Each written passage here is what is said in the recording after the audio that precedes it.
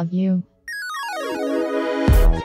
What's up and welcome to my review of the Asus Strix Scar 15. This laptop is the sexiest laptop I have ever seen, period, especially in a dark environment where the RGBs just really pop. The implementation of the RGB strip underneath the display causing reflections off of the keys, a light up RGB rear logo, and then the backlight on the keys themselves are also insanely bright. This laptop is simply gorgeous and it packs so much performance in a 5-pound chassis. Let's take a look at the specs. Now this Scar 15 comes with a Ryzen 9 5900HX. When under a CPU only load, it will boost to 79.8 watts of power consistently. And when under a dual load with the CPU and GPU fully engaged, it boosts up to 60 watts of power. And when under a GPU only load, the RTX 3080 pulls 130 watts. And when under a dual load, we get 114.9 watts. Now the 165Hz QHD display clocks in at 327 nits peak brightness, over 100% sRGB, 93% Adobe RGB, and 90% P3 color gamut. Now my unit had minor backlight bleed in the bottom left and right corners, but it was not noticeable under day-to-day use. This display is noticeably brighter and more vibrant than your average gaming laptop display. But at 740:1 contrast ratio, it's just not as punchy as some. Now this is a fantastic overall display with probably the best overall package provided in a 15-inch chassis that you can buy today. The really fast response rate is great for esports, but not quite as good as say a 300+ Hertz display. It's perfect for casual gaming because of the high color gamut, and it's awesome for content creators as well because of the high resolution and high color gamut combination.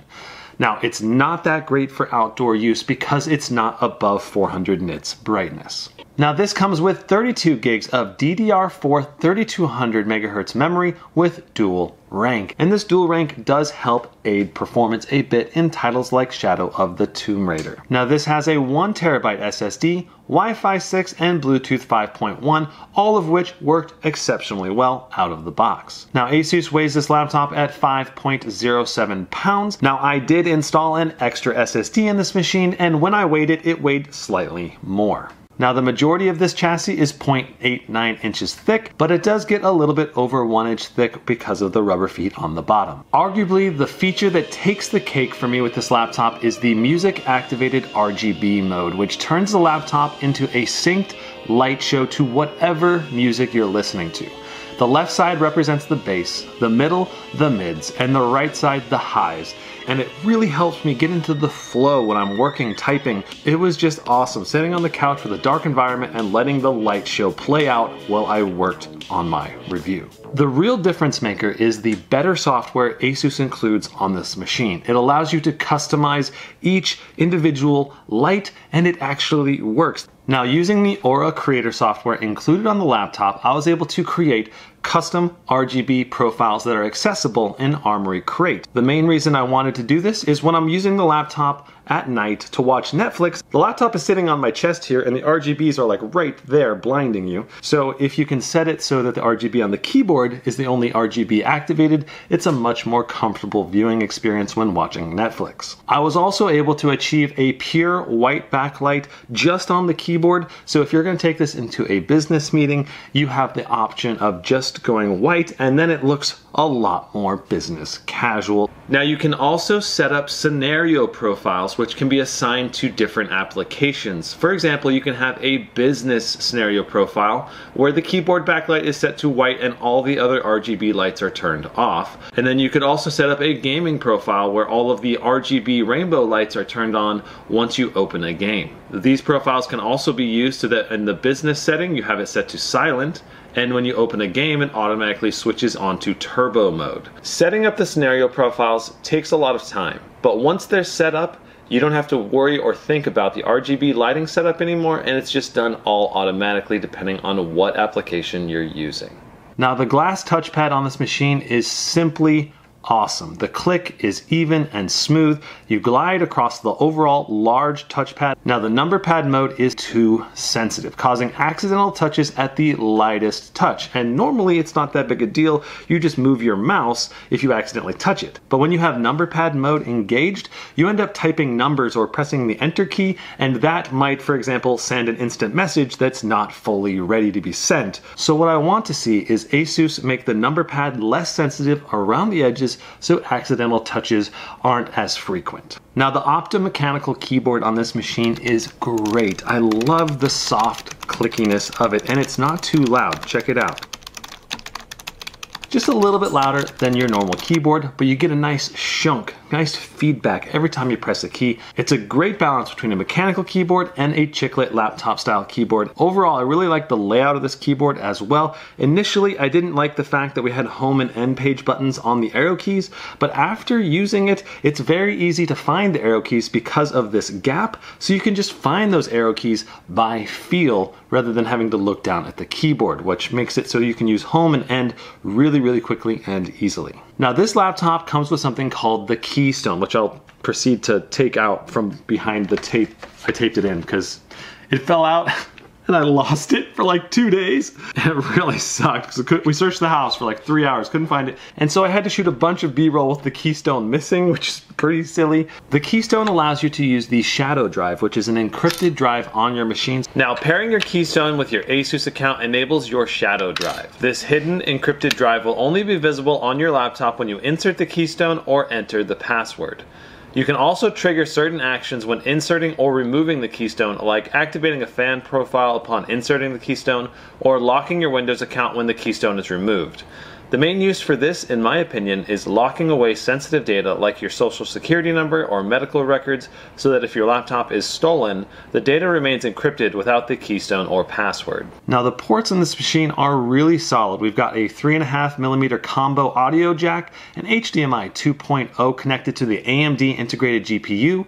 We got 3 USB 3.2 Gen 1 Type A's and 1 USB-C 3.2, and you'll probably want to use the USB-C port when hooking up to an external monitor if you want to maximize performance. Now I did test out the power delivery with my 100-watt USB-C power adapter here, and it worked great, allowing you to charge the laptop while watching Netflix or doing light office tasks. But keep in mind that if you decide to game on it, even with a capped frame rate, you're still going to slowly drain the battery down to nothing. Now I did try VR on this with my Quest 2, wirelessly streamed with virtual desktop, and played Half-Life Alyx as well as a number of other games, and it played flawlessly even on high settings. Now keep in mind, for VR you'll ideally want to use the USB-C port to output video to a wired VR headset. Now I simply can't include a full performance breakdown on this laptop without making this review like way too long, so I'll be making a separate, much longer video talking about all of the performance and benchmarks from this machine, so be sure to subscribe if you don't want to miss out on that. Now the time spy score is the highest I've ever tested. Now just for fun, I flashed the VBIOS of the Scar 15 just to see what would happen, and we managed to score 12,632. Now I'm going to make a follow-up video talking about the flashed VBIOS performance coming up soon, so if you don't want to miss out on that, be sure to hit that subscribe button. Now for Time Spy points per pound, this is the best performance per pound I've ever seen in a laptop. It's a huge step up, but it's also true of the CPU as well. The Scar 15 scored 13,100 in my Cinebench R23 run. For Cinebench R20, this got 5,239, again topping out my chart for laptop CPUs. And as you can see on our Cinebench R20 performance per pound, this is the best you can get, better even than the bang for buck cheaper models from last year. Now, when it comes to performance per dollar, this machine is not terrible, especially considering how many premium features this machine comes with, but it's also not great. It's quite clear that if you want better performance per dollar, you're going to want to get the RTX 3070 version of this machine, simply because it's not a massive gap in performance, but it is $500 cheaper. Now, I benchmarked this laptop so many times. I benchmarked 1080p bypassing Optimus to an external display, QHD bypassing an Optimus to an external display, and then I also tested on my 4K TV back there to see what kind of performance we can get at 4K. And the news is fantastic. fantastic. Now, when it comes to games, this machine pushes the boundaries of what you can expect in a 15-inch chassis that is this thin and light.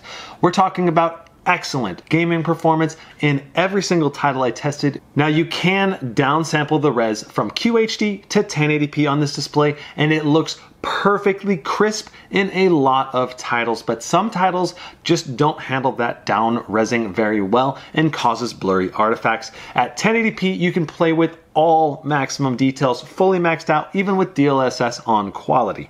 Now, on QHD, I saw excellent performance, and I tested with DLSS on balanced. And when I went up to 4K, I was able to play on all ultra settings, but I did set DLSS to ultra performance to ensure high enough frame rates. Overall, this machine blows my mind in terms of the amount of performance you're getting in such a thin and light package. I absolutely love it. And it's not just good gaming performance or good CPU performance, but it's an overall combination of everything put together. Now, I have seen this comment on a number of my videos, no mucks, no bucks, which admittedly is really funny, but on this laptop, I don't think that applies, and here's the reason why. We are utilizing a QHD 165Hz display. This means our target frame rate and resolution will make games much more GPU bound, and we're also not looking to push past 165 frames per second. So in my opinion, the mux switch just doesn't matter as much on a QHD laptop. Overall, the lack of a mux will only cost us about 3 to 7% of our overall performance in these GPU-bound games. Now, we have 4 main fan profiles.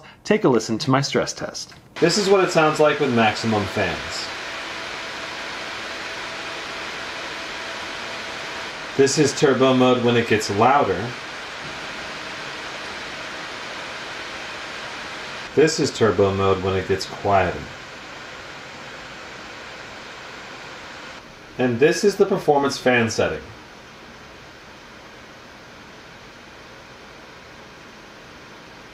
This is what the silent fan profile sounds like. Now, in my dual load stress test with the Heaven benchmark and the Firestrike physics test, this laptop got warmer than the 17-inch Strix G17. The thermals were not quite as good, which is expected in a smaller overall chassis. That said, the thermals on this machine are insane for a 15-inch laptop. There are so many heat pipes in this little chassis for its size. It's incredibly impressive. Now, for the best blend of high performance and overall quietness, use the performance mode. It provides an excellent gaming and acoustic experience. Now, silent mode is really interesting because it basically mutes the laptop entirely, like the fans completely turn off unless it has a heavy load, and when it has a heavy load, the fans barely come on at all. So if you're like me and you need to have the laptop just be really quiet, say in a business meeting or on a call, silent mode is definitely the way to go. Now, generally speaking, in actual games, we saw much better temperatures than during my stress test.